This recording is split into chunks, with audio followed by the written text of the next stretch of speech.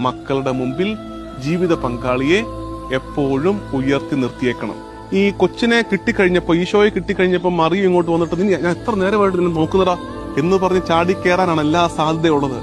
പക്ഷെ ഉണ്ടല്ലോ, മറിയത്തിന്റെ ശൈലി ശ്രദ്ധിക്കണേ. എന്റെ കുഞ്ഞെ, നിന്റെ പിതാവും ഞാനും എത്ര നേരമായിട്ട് നിന്നെ അന്വേഷിക്കുന്നു എന്നുവെച്ചാല്, സംസാരിച്ചത് മറിയമാണെങ്കിലും ആരെ ഹൈലൈറ്റ് ചെയ്തു? യൗസേ പിതാവിനെ ഹൈലൈറ്റ് ചെയ്തു. ആദ്യം നിന്റെ പിതാവ്, രണ്ടാമത് ഞാൻ.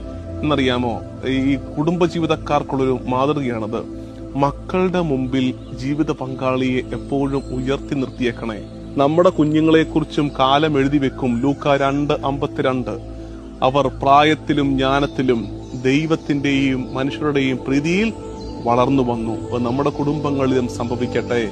ഞങ്ങളുടെ കുഞ്ഞുങ്ങൾ പ്രായത്തിലും ജ്ഞാനത്തിലും ദൈവമനുഷ്യ പ്രീതിയിൽ വളർന്നു വരുവാൻ ഞങ്ങളുടെ മേൽ കൃപയുണ്ടാകണമേ. മക്കളുടെ മുമ്പിൽ